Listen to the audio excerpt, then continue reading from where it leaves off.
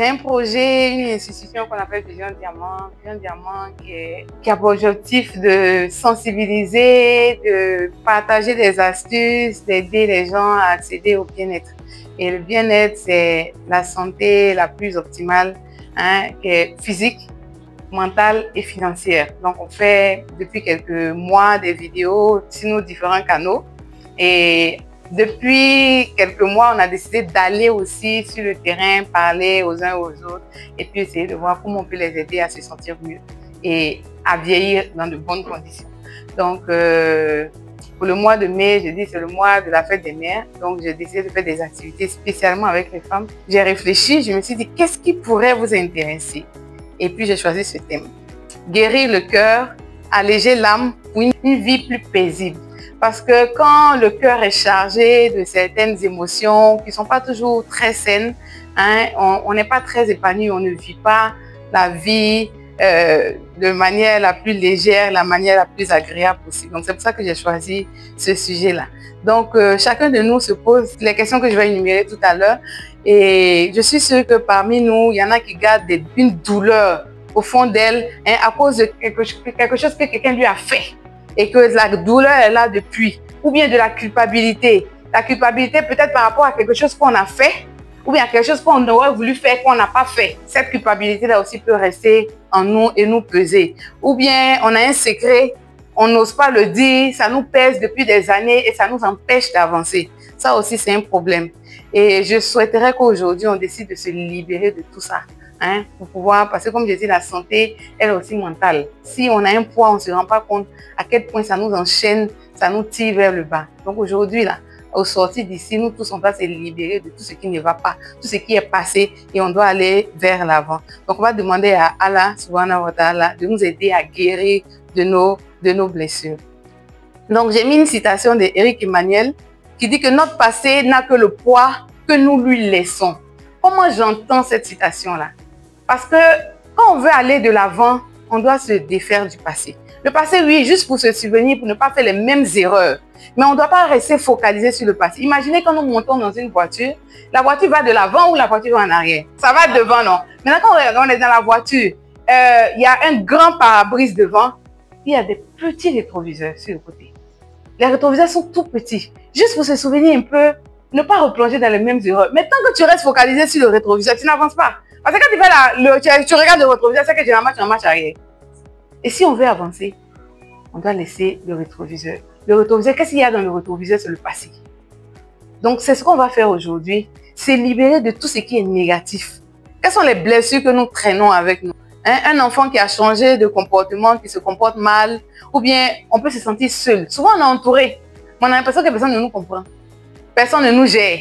Et puis on se sent seul, malgré le fait que tu es avec des gens, mais tu te sens seul. Ça, ce sont des blessures que certaines personnes ont. Le sentiment d'être là pour les autres. Quand quelqu'un a besoin de toi, tu es toujours là. Mais chaque fois que toi, tu as besoin de quelqu'un, il n'y a personne qui est là, qui est disponible pour toi. Ça entraîne des frustrations. On n'en parle pas toujours, mais ça entraîne des frustrations. Dès qu'on dit que quelqu'un a un problème, toi, tu cours. Dès que quelqu'un a un problème, elle sait qu'elle peut venir vers toi. Elle va trouver les mots pour t'apaiser. Mais quand toi, tu as un problème qui t'apaise, personne. Vers qui tu vas, il n'y a personne. Ou bien ils vont te parler, mais les mots ne seront pas assez forts pour te soulager. Et ça, c'est des frustrations que nous gardons au fond de nous. Ou bien des blessures du passé, un mariage qui a été difficile, des enfants, ainsi de suite, et tout ça, la belle-mère qui a fait quelque chose, la marâtre qui a fait quelque chose. Tout ça sont des choses qu'on garde. Des injustices qu'on a subies, ou bien qu'on a ressenties. Peut-être même nous aussi des injustices qu'on a fait aussi aux gens. Les non-dits, les regrets, la culpabilité, tout ça, ce sont des poids dont il faut se défaire. Parce que ce sont des émotions négatives qui nous entraînent vers le bas. Ou bien des attentes déçues. Tu as tout donné pour quelqu'un et tu t'attendais à ce que la personne te renvoie à l'ascenseur, que la personne soit là pour toi. Mais la personne n'est pas là pour toi. Donc tu es déçu parce que tes attentes n'ont pas été prises en compte. Le sentiment d'être incomprise, oubliée ou inutile. Quand mes enfants étaient petits, c'est moi qui faisais tout. Et aujourd'hui, ils ont grandi, ils n'ont plus besoin de moi. Ils vivent leur vie. Finalement, je ne sers à rien. Et tu es assis, tu attends la mort. Alors que tu peux te rendre utile à autre chose. Donc, tu as l'impression que tu es inutile quand tu les appelles. Leur vie est déjà tracée. Ils n'ont plus besoin de toi. Donc, tu sais à quoi finalement, c'est ce que tu t'es dit, que tu sais à quoi finalement, que tu peux servir à tellement d'autres choses. Donc, toutes ces émotions-là, on va les travailler pour les éliminer. Donc, ces blessures-là sont parfois invisibles. hein, mais elles sont là dans notre poitrine, ça fait mal, elles nous empêchent de vivre pleinement. Donc le professeur Salam a dit qu'il y a dans le corps un morceau de chair. Hein? Quand il est sain, tout le corps est sain. Mais malheureusement, quand il est corrompu, tout le corps est corrompu. Et c'est quoi ce morceau de chair? C'est le cœur. Et c'est le cœur qui va garder ce ressentiment-là, la culpabilité, l'envie, la jalousie, la haine. Il faut se libérer de ça. Donc pour guérir, il y a plusieurs étapes. La première étape, c'est déjà reconnaître la douleur. Parce que tu ne peux pas guérir de quelque chose que toi-même tu nies. Si tu ne t'avoues pas cette culpabilité-là qui te ronge depuis combien d'années, tu ne te l'avoues pas. Ce ressentiment, cette jalousie, cette haine, cette frustration que tu as subie depuis combien d'années, tu ne veux pas te l'avouer, tu ne vas pas guérir. Donc à un moment, on n'a qu'à être honnête avec nous. Personne ne nous demande, mais nous-mêmes là, on n'a qu'à se poser les vraies questions. Voilà. Il faut écrire ce qu'on n'a jamais dit. Il y a des choses qu'on n'arrive pas à dire aux autres, que nous-mêmes on ne s'avoue pas. Si aujourd'hui on peut rentrer à la maison et puis faire cet exercice-là, et puis prendre une feuille, un cahier et puis écrire, qu'est-ce qui nous fait mal? Dans notre vie d'aujourd'hui, qu'est-ce qui nous fait mal? Qu'est-ce qui nous a fait mal dans le passé? Nos douleurs d'aujourd'hui, elles sont liées à quel événement? Parce que comme on dit, la goutte d'eau qui fait déborder le vase. Le vase était déjà plein, mais qu'est-ce qui a rempli le vase? Pourquoi aujourd'hui, chaque fois qu'on a juste une goutte d'eau, ça verse? C'est quoi qui était dans le vase? Il faut qu'on identifie ça. Donc on n'a qu'à écrire. Tout ça là, c'est thérapeutique. C'est le docteur qui est en train de parler. Une fois qu'on a identifié, comme je l'ai dit, ça permet de se soulager. Donc je vais vous faire le témoignage de cette dame-là qui elle avait un seul fils. Un seul fils qui a été assassiné par le monsieur. Et malheureusement, elle devient une vieille femme qui n'a plus d'enfants du tout. C'est pas pour dire qu'elle en a d'autres, elle n'a plus d'enfants.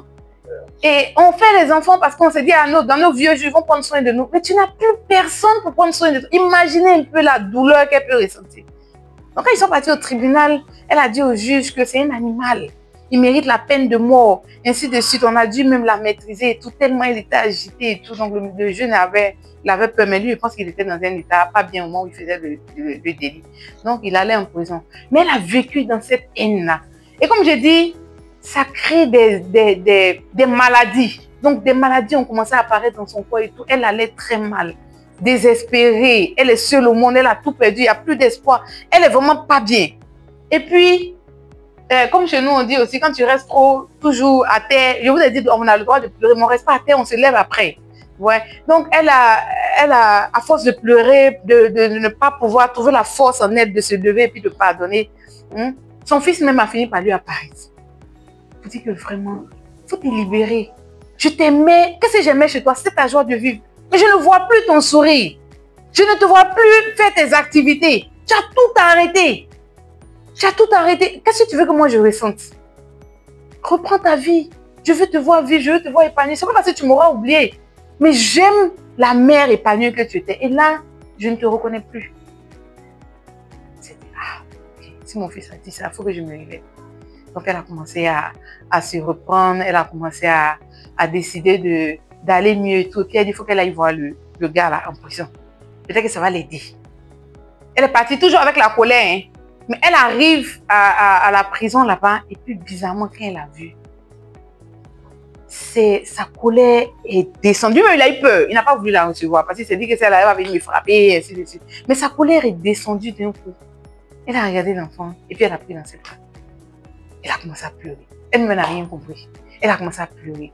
Lui aussi, il a commencé à pleurer. Ils se sont pris dans les bras l'un de l'autre et tout. Et après, elle a commencé à lui envoyer des courriers. Et elle s'est libérée. Les larmes qu'elle a versées ce jour-là en prison, là, ça a été la fin de sa colère. Elle a commencé à envoyer des courriers à l'enfant pour voir comment il va et tout. Et quand il est sorti de prison après 20 ans, elle trouvait que 20 ans c'était peu. On devait le tuer. Quand il est sorti de prison après 20 ans, elle a récupéré. Il n'avait nulle part où aller. Elle a récupéré. J'ai perdu un fils. J'ai eu un fils. Si vous imaginez la force de ce qu'elle a fait. C'est-à-dire, elle a remplacé son fils innocent par un criminel. Et ça, c'est la force du pardon. Mais pourquoi elle a eu la force de le faire? Parce que quand elle a pardonné, le bien-être qu'elle a ressenti là, ça n'avait pas de prix.